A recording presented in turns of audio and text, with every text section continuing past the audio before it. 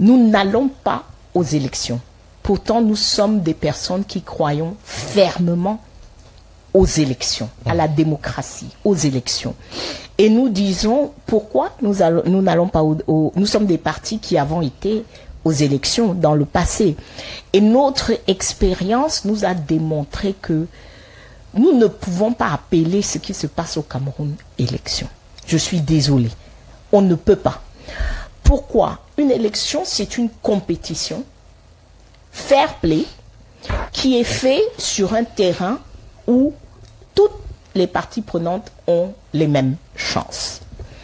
Le premier problème qu'il y a avec la candidature de monsieur Maurice Kamto, du professeur Maurice Kamto, c'est que il est obligé d'aller chercher un autre parti politique parce qu'il a exercé ce qui est un outil politique. Boycotter les élections, parce que j'entends les gens dire le boycott, c'est l'erreur. Non, boycotter les élections, c'est le droit de tout parti politique, et partout dans le monde, les partis politiques le font pour protester une situation politique qu'ils estiment pas correcte.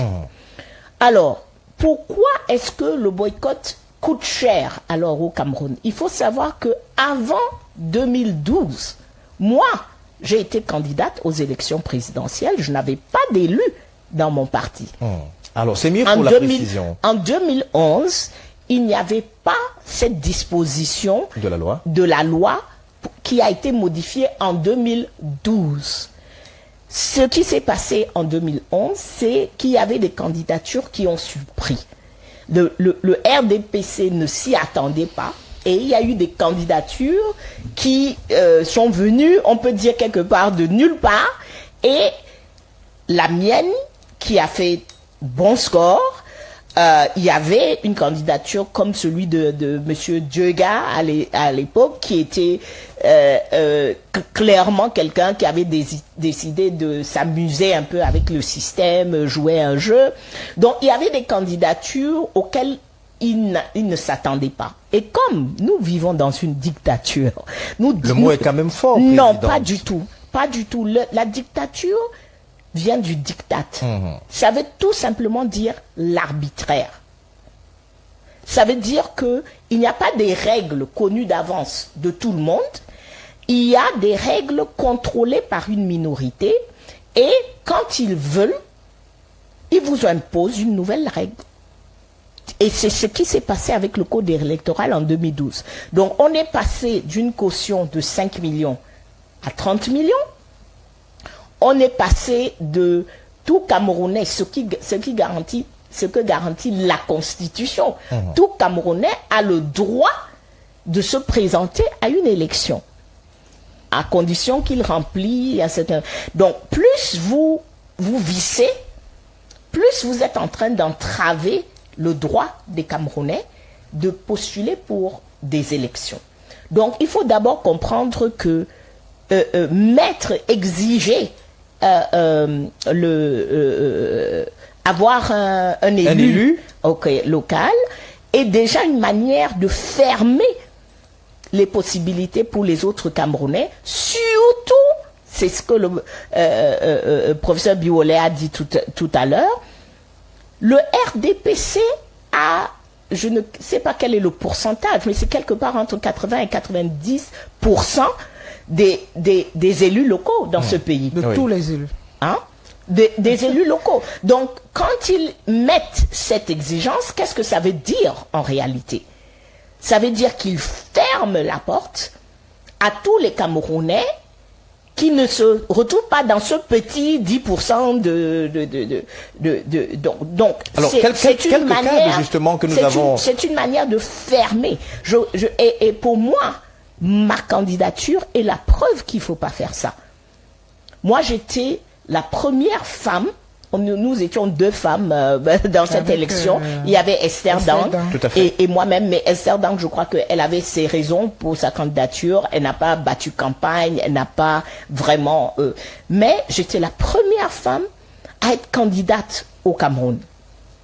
Ma candidature, jusqu'aujourd'hui, quand je marche dans la rue, les camerounaises surtout, de 10 ans à 90 ans me disent merci. On est combien d'années plus tard? Vous avez brisé le mythe. Où les personnes ont estimé que j'ai brisé le mythe. Je les ai permis, les femmes me disent, vous avez permis que la société nous voie, qu'ils sachent que nous aussi on existe, que nous aussi on est capable, etc. Donc, regardez une candidature d'une telle importance qui n'aurait pas pu avoir lieu par la suite parce que on a verrouillé. Donc ça, c'est la première chose. Pourquoi verrouiller? Deuxième chose, c'est le calendrier électoral. Je vous dis qu'on vit en dictature.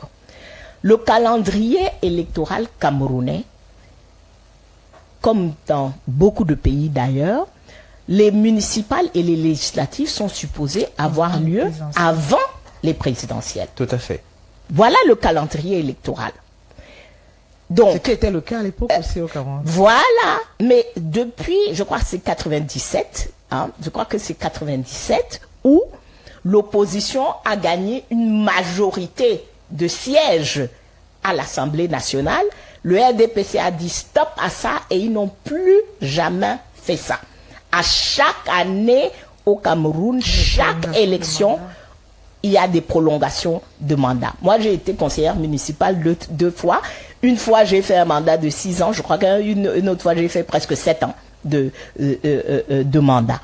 Donc, à chaque fois, pour des raisons purement politiques, purement pour maintenir leur pouvoir, le RDPC, qui est seul à avoir le contrôle sur le calendrier électoral, à chaque fois, ils reportent les élections. Alors, je dois peut-être, si vous le permettez, oui, demander à ce qu'on corrige quelque chose. C'est pas le RDPC qui gère le pouvoir. Il y a un président de la République et un gouvernement qui gère le pouvoir. C'est pas forcément le RDPC. C'est vrai que l'appareil qui porte le président au pouvoir, c'est le RDPC. Peut-être que en disant les choses ainsi, ça permettra quand même qu'on ne tombe pas dans une sorte d'accusation. Vous continuerez, président, si vous permettez. On va regarder cet élément que nous propose la régie à la suite notamment de ce rejet de la candidature du professeur Maurice Kamto. On a justement remarqué que déjà toute la ville de Yaoundé était militarisée hier et même le siège du Manidem qui a été pratiquement assiégé par les hommes en tenue. Regardons cette déclaration j'allais dire du président du Manidem, Anissé Ekane. Déclaration du Manidem sur la publication de la liste des candidats à la présidentielle du 12 octobre 2025. En avant pour la victoire du peuple.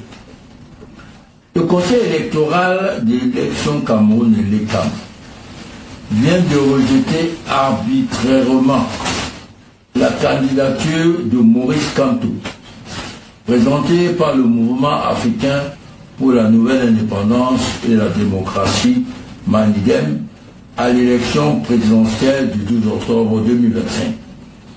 Cette forfaiture est une provocation manifeste et grossière faite au peuple camerounais du changement par l'alliance de l'ECAM gouvernement RDPC.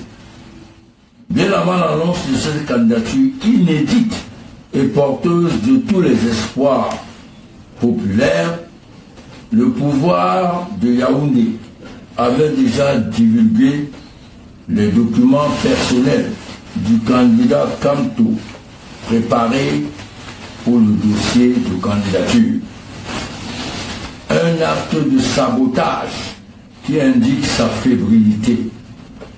Il a ensuite engagé une campagne de désinformation sur les conditions prévues pour être candidat par des attaques viles du ministre de la République, allant jusqu'à modifier la nuit grossièrement l'enregistrement officiel de la direction du Manidem sur le site du ministère de l'administration territoriale et annoncer puis exécuter le dépôt d'une pseudo-deuxième candidature de notre parti. De toute évidence, le pouvoir RDPC et Paul Biya se savent battus et veulent éviter le face-à-face avec le candidat du Manidem, inscrit dans un vaste mouvement populaire de rassemblement des forces de l'opposition. Merci, donc voilà cet élément. Et puis il y a quelque chose qui apparaît, la question sera posée à toutes les deux. Alors Anissé et Kanedi, le gouvernement veut éviter le face-à-face avec le professeur Maurice Kamto. Et nous posons la question autrement, est-ce que absolument il fallait mettre le professeur Maurice Kamto hors jeu? Il faut rappeler qu'il était le deuxième à l'élection de 2018. C'est une question difficile, absolument, j'en sais rien. J'en sais rien. Comme disait Kawala tantôt, il faudrait que tous les acteurs qui veulent s'impliquer en politique puissent avoir la possibilité de le faire. On doit être dans un environnement des possibles. C'est valable en politique comme ça est également valable dans d'autres sphères. Parce que ce soit dans le cas des concours administratifs, dans le cas de la carrière et tout cela, le même problème va se poser. Donc, juste pour dire que je pense que ce qui devrait nous préoccuper, et c'est pour ça que les juristes devraient faire leur travail et nous faciliter le travail. C'est bien beau de convoquer l'état de droit, je pense que c'est l'occasion de le faire. Moi, je ne pense pas que ce soit vraiment utile qu'on puisse... Bon, c'est vrai qu'il fait l'actualité. Il faut aussi dire que Maurice Kamto, depuis 7 ans, a quand même animé l'espace politique dans un sens comme dans un autre. De 2018 à 2025. À 2025. Et qu'il soit absent, ça pourrait également questionner. Moi, j'aurais bien voulu qu'il soit là, pour vous dire honnêtement. J'aurais bien voulu qu'il soit là et que le jeu politique. Oui, que ce jeu politique se fasse. Même si je pense, moi je le dis en toute honnêteté, même si je pense que quand on voit les parcours des hommes politiques, même si je pense que peut-être qu'ils ne gagneraient pas, peut-être qu'ils gagneraient, j'en sais rien, mais au moins il ferait avancer le débat, comme les autres. Comme la société civile. Donc chacun a sa partition à jouer. Moi je pense que dans un événement comme celui-là, si nous avons la possibilité de parler sans être vraiment politicien, c'est que l'espace aussi nous donne la possibilité de participer à ce jeu. Donc on n'imagine pas que certains soient exclus. Écartés. Surtout volontairement. Moi, je pense que c'est ce qu'il faut peut-être relever. Et lorsque c'est le cas, ou lorsque les gens ont cette perception, en face, on a l'obligation d'apporter la preuve que ce n'est pas ça. C'est également un devoir vis-à-vis de la République. Ce n'est pas simplement une histoire de Kamto. Parce que moi, je pense que l'affaire Kamto devient une affaire, j'ai envie de dire, de République. C'est qu'à un moment donné, que ce soit lui ou quelqu'un d'autre, je crois que son affaire donne simplement la possibilité de pouvoir rappeler que nous avons non seulement le droit d'y participer parce que nous sommes Camerounais, oui, et les autres également ont le devoir d'expliquer pourquoi on n'y participe pas. Parce que c'est lui aujourd'hui, demain ce sera quelqu'un d'autre. Tout à fait. C'est dans la politique aujourd'hui, ce sera dans une autre sphère demain. Je crois que c'est d'abord les principes qu'il faudra préserver. Donc moi, au-delà justement du débat Kamto, pas Kamto, c'est derrière ce débat, moi je vois ce principe. Et moi je pense, et c'est en cela que les universitaires, et notamment les juristes, devraient nous faciliter la tâche. C'est vrai que la légistique juridique, dit-on, peut être diversement interprétée, mais je pense également que dans ce métier, il y a également des encadrements qui sont inviolables. Donc moi, je pense qu'on peut être partisan, mais la vérité devrait nous guider. Et puis au fond, je vais vous dire, je n'ai pas envie de rentrer dans les principes religieux, on va partir. On joue des rôles, on accompagne le processus, mais on devrait chacun assumer sa responsabilité à un moment donné. Et moi, je pense que ce qui se joue là, au-delà de Kamto, au-delà des autres partis, c'est ces principes-là. Ce sont ces fondements. J'ai envie de dire, lorsque j'ai fait la vidéo, j'ai dit j'ai très peur. En fait, c'est de tout ça que je pensais. Parce que la norme, la règle, en réalité, il faut qu'elle soit au centre. Tout à fait. La balle doit être au centre. Absolument. Et tout le monde doit... Les règles du jeu doivent être connues à l'avance par tous les acteurs. Lorsque vous allez à un concours ou à une élection, vous avez des critères. Et c'est en cela que ce débat peut être un débat intéressant. Est-ce que je remplis les critères? C'est sur cette base que moi, je viens déposer mon dossier. Si je prends mon cas, moi, on doit biouler. Si je viens vous dire que j'ai déposé ma candidature, vous allez quand même vous demander si je suis un peu folle. Juste pour dire qu'il y a des gens qui sont préparés, il y a des gens qui, franchement, qui ont investi depuis 7 ans, ou se sont investis pour préparer ces élections. Et il en fait partie. Cabral Libi en fait partie. On peut encore citer, Joshua aussi en fait partie. Oui, donc on s'attendrait à ce que, pendant 7 ans, s'ils ne sont pas particulièrement distraits, que chacun d'entre eux là, ait un dossier complet. Ça, c'était par contre la vraie curiosité. Maintenant qu'il y a un point de droit qui est évoqué, qui semble être évoqué, on s'attend aussi que la République nous apporte la preuve que nous sommes tous égaux devant la loi. Et que de ce point de vue, on n'est pas discriminé simplement du fait de ce que on ne veut pas qu'on soit là.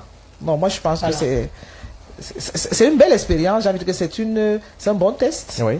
Et j'ai envie de dire qu'en réalité, c'est pas une histoire de Kamto. Honnêtement, c'est une histoire d'abord de principe. Et si ce principe n'est pas réglé, je vous avoue quand même que ce serait dommage. Alors, s'il n'est pas réglé, si ce principe n'est pas réglé, beaucoup de personnes ont analysé et justement catalogué ça comme étant une provocation du public, parce que là, on est en train de violer pratiquement vous savez, les gens lois. peuvent utiliser les termes. Vous savez, Oui. les politiciens vont utiliser un terme. Ils vont utiliser le terme de la provocation, ils vont utiliser le terme mais je vais dire, toutes les disciplines pourraient utiliser un mot Oui. pour mettre à ce phénomène-là. Et moi, je vous dis, en tant qu'enseignante, en tant que citoyenne, pour moi, c'est un vrai test. Et ce test-là sera valable pour la politique, mais également pour toutes les autres sphères. D'accord? Les gens vont vous raconter leurs expériences dans les autres sphères, et je pense qu'on devrait à un moment donné se mettre au-dessus de... Merci, professeur. Alors justement, présidente, lorsqu'on pose la question de savoir s'il fallait absolument exclure le professeur Maurice Kamto, il y a d'ailleurs sur la toile quelques images et les audios qui ont circulé, qui présenteraient monsieur Dieudonné Yebga avec quelqu'un au téléphone, où on parlerait, nous voulons être prudents en parlant au conditionnel, la prudence journalistique, où justement il y aurait un 30 millions qui aurait été proposé à l'effet de poser la candidature dans le sens de nuire à un candidat. Est-ce que là, on peut se dire que là, on a regardé ses propres intérêts plutôt que de regarder l'intérêt peut-être du peuple? Écoutez, moi je veux même pas... Je crois que... c'est très important que nous restons dans les principes. Première chose que j'ai dit, le RDPC, et je dis bien RDPC. C'est vous qui le dites. RDPC État. Non, Monsieur Elong. Oui. Moi, j'aime pas cette illusion que parfois, vous les journalistes, vous voulez faire, parce que ça fait partie du problème. Qui a reçu les personnes au nom du RDPC dans notre présidence de la République? Alors, c'est vrai que je ne suis pas autorisé, mais on sait quand même que l'actualité laisse croire que justement le SGPR a donc reçu des équipes. Dans la présidence de qui? De nous, les Camerounais. Qui a reçu les chefs traditionnels pour qu'ils donnent leur allégeance au candidat Biya dans un ministère? C'est le ministre de l'administration territoriale. Donc, on a bel et bien le RDPC qui fait une confusion totale. Et ils vont être en campagne dans quelques jours. Ça ne va pas être différent des autres élections. Ils seront avec les voitures de l'État. Les gens seront en mission, etc., etc. Ce n'est pas... On a 43 ans avec ce régime. La confusion qu'ils font entre leur parti et l'État est légendaire. Il y a tellement d'exemples. Donc, je voulais juste revenir sur ce point parce que il faut pas qu'on masque les choses. On est vraiment à l'heure où on doit se regarder en face en tant que Camerounais et décider on va être un pays ou pas. Donc, je vous ai parlé des problèmes qu'il y a eu avec la candidature de monsieur Kamto. Premier problème, c'est pourquoi viser pour exclure la majorité des Camerounais, or que notre constitution nous donne le droit d'être candidat à la présidence du Cameroun. Le critère élu local, dans un contexte où le RDPC s'est arrangé au fil de toutes ces décennies à avoir 80 à 90% des conseillers municipaux, ce que ça veut dire, c'est que on exclut la majorité des Camerounais. Deuxième élément, le calendrier électoral. Les gens disent, M. Kamto a boycotté les élections en 2020, c'est bien fait pour lui. Le boycott est un droit, c'est un outil politique, et le calendrier électoral prévoyait que les élections municipales et législatives aient lieu quand? Bien avant 2024. L'année dernière. Tout à fait. Donc, là, ça permettrait justement pour voilà Kamto et son parti. Ce diktat dont je vous parle, parce que nous, les autres acteurs politiques, on n'a aucun mot à dire sur ça. On s'assoit et on nous dit, voilà, les élections ont été reportées. Troisième élément qui est grave, et c'est là où je crois que peut-être il y aura aussi réponse à certaines questions que le professeur se pose, c'est que alors, on a un ministre de l'administration territoriale actuellement, on n'a jamais vu ça. Même dans notre dictature camerounaise. Le ministre... Là, je vais demander à ce qu'on retire le mot dictature. Non, vous allez nous permettre. Nous n'allons pas l'assumer, Président. Moi, je l'assume. Vous n'êtes pas dans l'obligation de l'assumer. Pas du tout. Attendez, là. Donc, nous avons un ministre de l'administration territoriale qui entre dans nos partis politiques. Je parle en connaissance de cause, il me l'a fait au niveau du Cameroun People's Party. Il entre dans nos partis politiques. Lui-même l'a dit l'autre jour à la télévision. Il a dit, oui, tel n'avait pas un parti, donc je lui ai dit d'aller chercher le parti là-bas et j'ai arrangé. What on earth is this? Ça, c'est quoi ça? Le ministre fait quoi à l'intérieur des partis politiques? Lui qui, par ailleurs, est dans le comité central d'un autre parti politique. Donc d'abord, nous allons en compétition avec un ministre qui est notre tutelle en tant que parti politique, mais qui a un candidat dans la course. Ça déjà, c'est incroyable et c'est inacceptable. Mais de deux, cette fois-ci, ça a toujours été comme ça. Hein. Le ministre de l'AT a toujours été un RDP6, mais cette fois-ci, ce ministre en particulier a je ne sais pas ce qui lui prend d'entrer dans les partis politiques, de commencer à discuter avec les militants, de remplacer faire des tentatives de remplacer les présidents.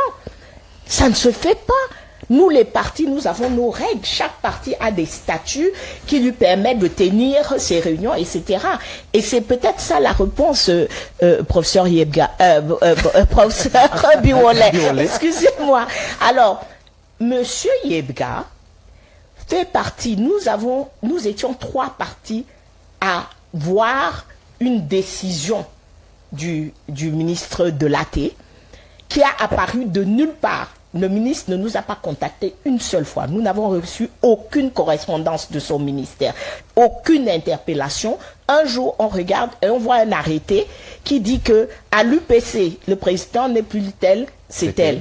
Cameroun People's Party, Kawala n'est plus président, c'est plutôt monsieur Titafon. Et pour le Manidem, Yebga n'est plus président, c'est plutôt Anissé Ekane. Voilà le début, comme on dit au quartier, le début du commencement du problème. C'est que c'est les manigances du ministre qui mettent Anissé Ekane à la tête du Manidem. Ce qui fait, il y a des événements dans le parti, il y a un congrès, etc. Mais c'est un congrès qui est contesté à l'intérieur du parti. Alors, ce que moi je sais à ce jour, c'est que quand nous, le CPP, parce que le Manidem faisait partie de Stand Up for Cameroun à un moment donné, donc on a fait beaucoup de réunions avec M. Yebga, etc.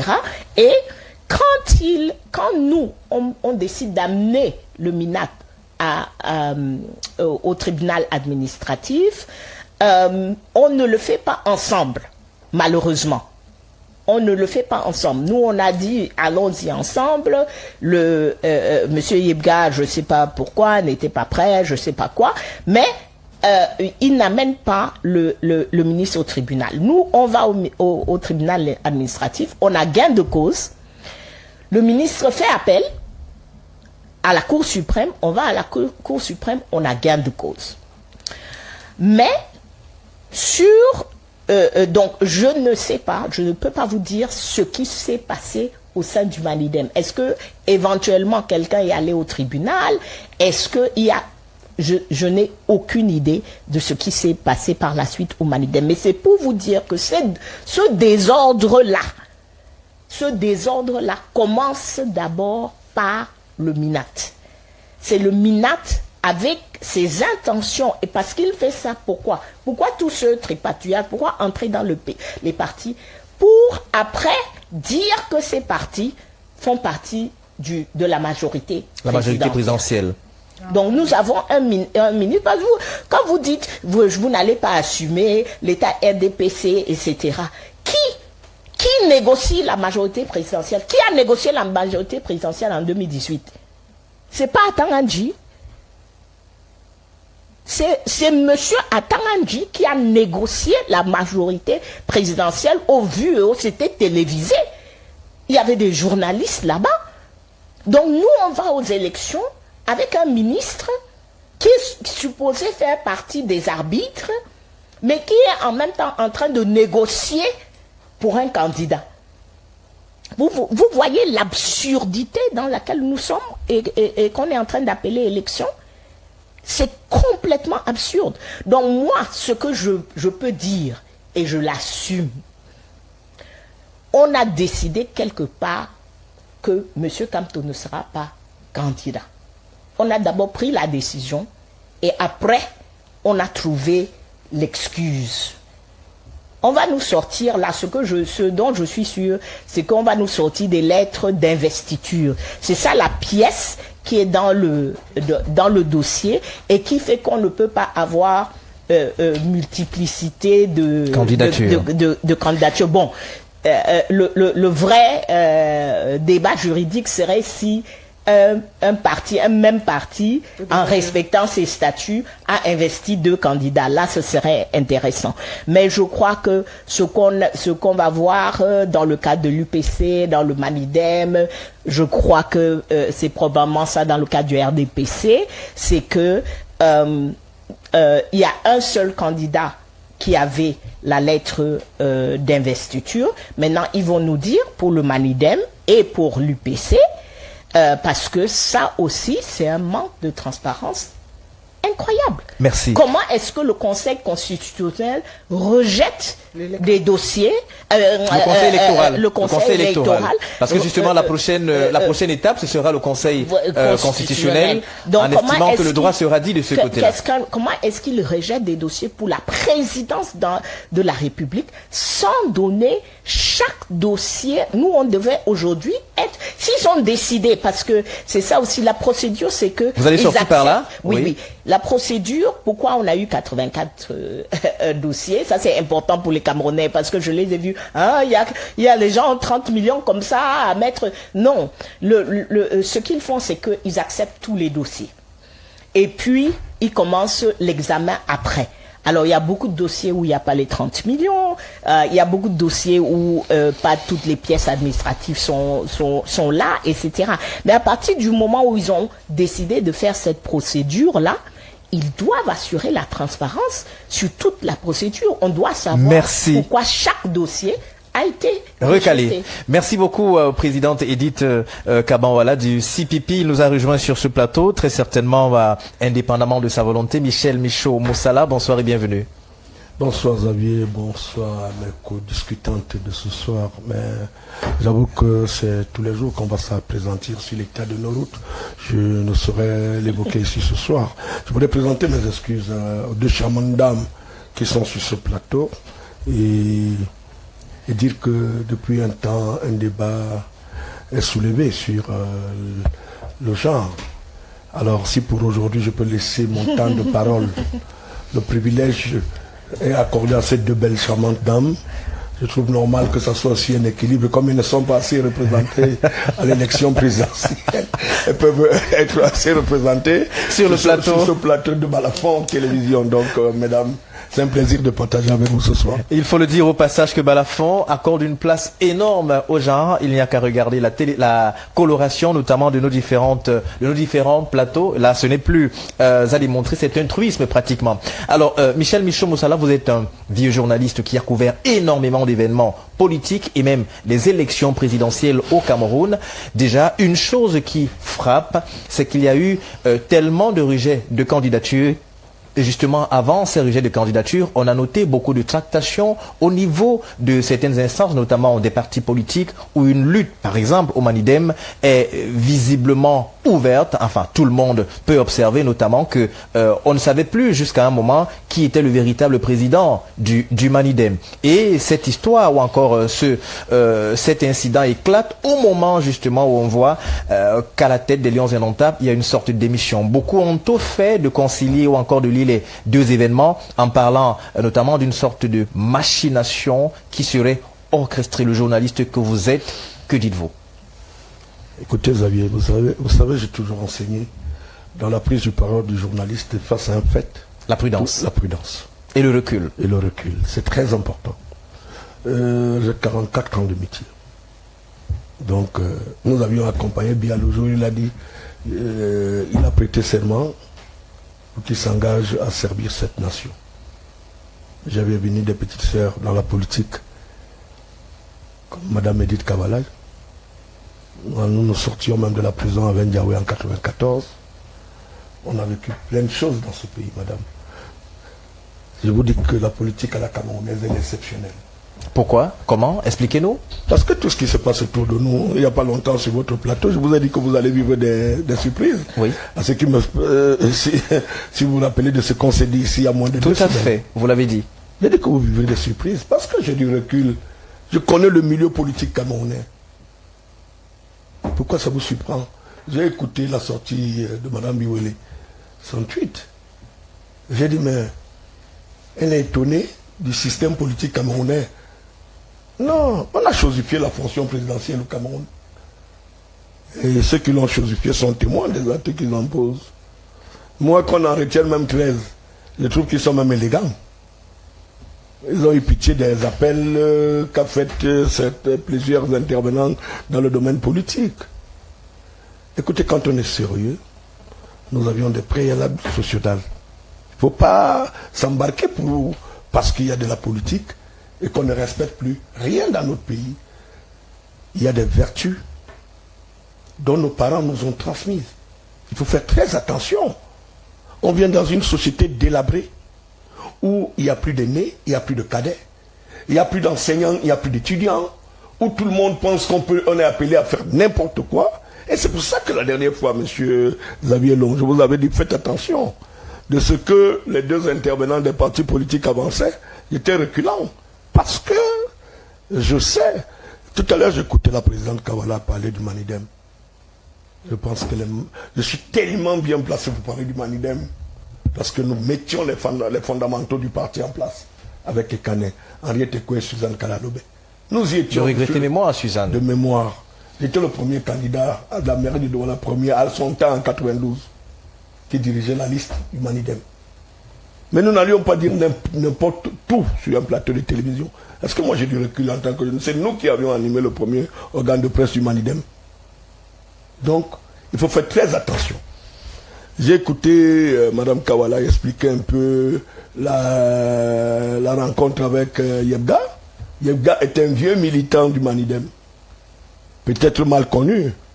Abanda Pama a été l'un des présidents dans les tests rotatifs du Manidem. C'est appelé qu'après un mandat, c'est un nouveau président qui prend la tête. Ça, c'est ça qu'on appelle la mandature au sein du... Parce que vous n'avez pas les tests du Manidem. Rien n'est surprenant de trouver Yebga en tant que président. Mais il y a des jeux qui ont commencé à s'opérer, puisque vous voulez qu'on en parle. Alors, parlant justement des jeux, Michel Michaud-Moussala, vous êtes un senior journaliste. Vous comprenez que dans la profession, vous êtes au rang de général de division pratiquement. Mais parlons-en. Vous avez parlé de jeux. Il y a ces audios qui font fureur sur la toile aujourd'hui. Est-ce qu'il faut accorder du crédit?